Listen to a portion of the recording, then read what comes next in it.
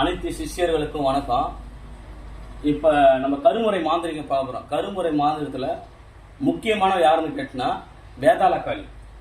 அந்த வேதாள காளிக்கான சக்கரம் கட்டமா போட்டுக்கிறீங்க. கட்டமா போட்டு 4 பக்கம் சூலம் போட்டுக்கிறீங்க. யங் யங் சிங் சிங் ஓம் போடுறீங்க. ஓம் போட்டு உள்ள இந்த சக்கரத்தை போட்டுக்கிறீங்க. அதுக்கான மந்திரம் இதுதான்.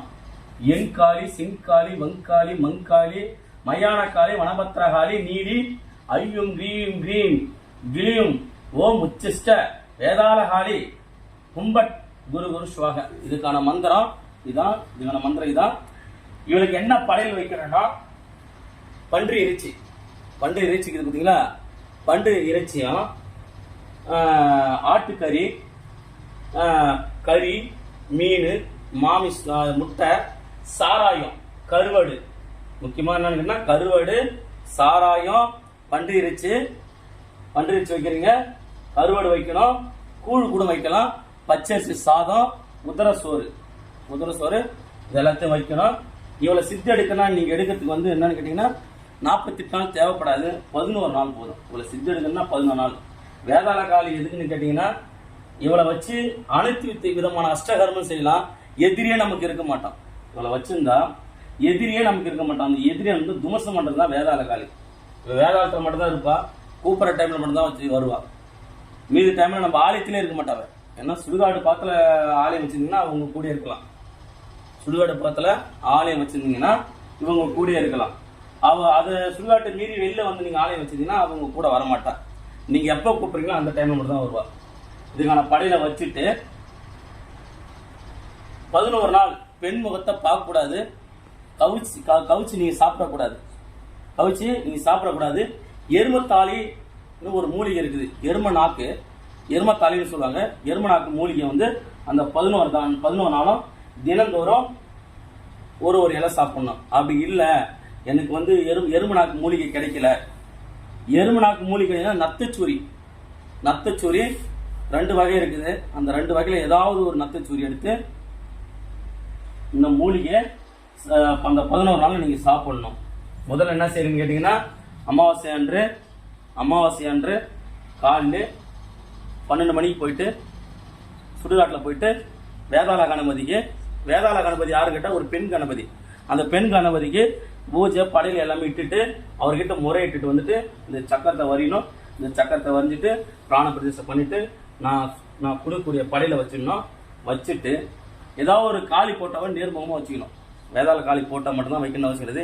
எந்த காளி போட்டவங்களும் எதில் வச்சு அதுக்கான சக்கரத்தை கீழே நவதானியம் பறிக்கணும். ஒரு காம்பல் தட்டில் நவதானியம் பறிக்கணும். இந்த சக்கரத்தை மேலே வச்சிடணும். மேலே வச்சுட்டு இதுக்கான படையில போட்டு ஊது வச்சு தூபதீபம் காட்டி இந்த மந்திரத்தை தினந்தோறும் 11 நாள் சொல்லணும். யார் முகத்தையும் பார்க்கக்கூடாது.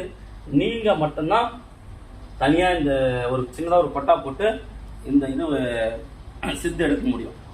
கூட துணைக்கு யாரும் வச்சுக்க கூடாதுங்க. ஏன்னா கூட துணைக்கு வச்சீங்கன்னா அவங்களுக்கு சில ஆபத்துகளை தரும். இந்த 11 நாளும் அந்த பொருள்லாம் வாங்கி வந்து கொடுக்கணும் இல்லையா, இந்த இறைச்சி, இந்த கோழி பலி, இதெல்லாம் உங்களுக்கான இந்த கோழி பலிலாம் கொடுக்கணும் இல்லையா, அதுக்காக மட்டும் ஒருத்தவங்க வாங்கி வந்து மட்டும் கொடுத்துட்டு போயிடணும். வீட்டுக்கு போயிடணும். உங்க கூட இருக்கக்கூடாது.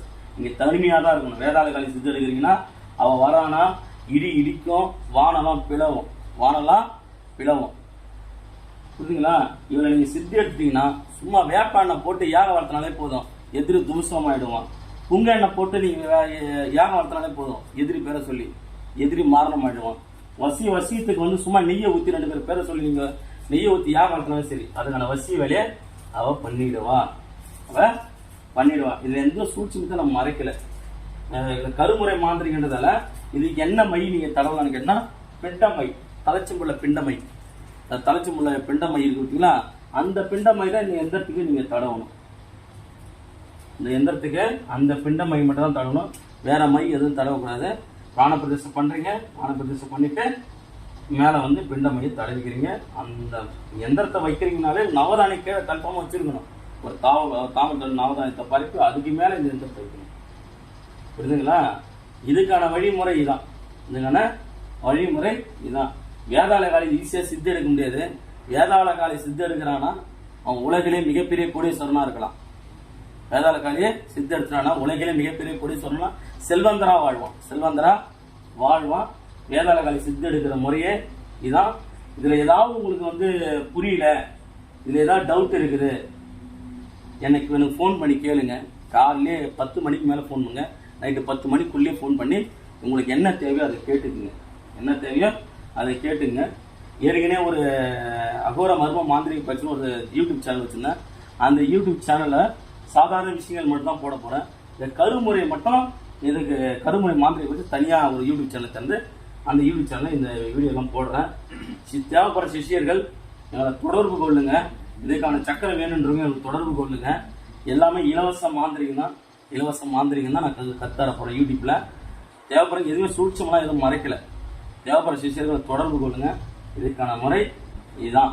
இவங்களுக்கு பலி என்னென்ன கொடுக்கலாம்னா, நீங்கள் ஒரு சிலை ஆவாகனம் பண்ணி வைக்கிறீங்கன்னா, வேதாள காலை ஆவாகனம் பண்ணி வைக்கிறீங்கன்னா பன்றி பலி கொடுக்கணும், எரும மாடு பலி கொடுக்கணும், ஆடு பலி கொடுக்கணும், கோழி பலி கொடுக்கணும். இவங்களுக்கான பலி ஒட்டை கோழி பலி கொடுக்கலாம், வாத்து பலி கொடுக்கலாம், முயல பலி கொடுக்கலாம், எதை வேணாலும் பலி கொடுக்கலாம். பலி கொடுக்கிறது பிரச்சனை கிடையாது. இவளுக்கு அதிகமாக யாகம் வளர்க்கணும் ரொம்ப அதிகம் இஷ்டம். இவளுக்கு என்னன்னு கேட்டால் செவ்வரளி பூவும் துளசியும் ரொம்ப இஷ்டம். செவ்வரளி பூவும் துளசியும் ரொம்ப இஷ்டம்.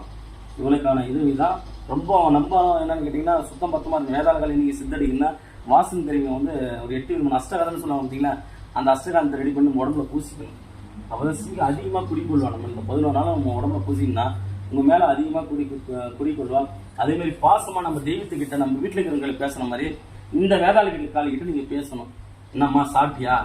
அவங்க நம்ம கையில் பேசுகிறாங்க, பேசலை, அவங்க கையில் போயிட்டு என்னம்மா சாப்பிட்டியா, நல்லா இருக்கியா, என்ன பண்ணுற, அவளுக்கு வேலைக்கு ஏற்றி ஊதி கொடுத்துட்டு நான் உன் புள்ள வந்துக்கிறேன், எனக்கு இந்த பிரச்சனை இது எனக்கு தீரு, இவர்கிட்ட நீங்கள் முறையிடலாம். உட்காந்து அனுமதியாக பேசலாம், கிள்ளி மொத்தம் கொடுக்கலாம், உட்காந்து பேசலாம். உங்கள் மடியில் உட்காந்து பேசுவாங்க. இவங்க உங்கள் தாய், புரியுதுங்களா? இவங்க உங்களுக்கான தாய். இவ வந்து என்னன்னு சித்தாயிட்டாலே இந்த உலகத்தில் உங்களை வெல்றதுக்கு யாருமே கிடையாது. நீங்களே என்ன மாதிரி பெரிய குருவாயிடலாம். என்ன மாதிரி நீங்களே பெரிய குருவாயிடலாம். நீங்கள் வேற தீட்சையே வாங்க தேவையில்லை. நீங்கள் தீட்சை தான் வாங்கணும் அவசியம் கிடையாது. தேவைப்படுற சிஷியரை நீங்கள் தொடர்பு கொள்ளுங்கள்.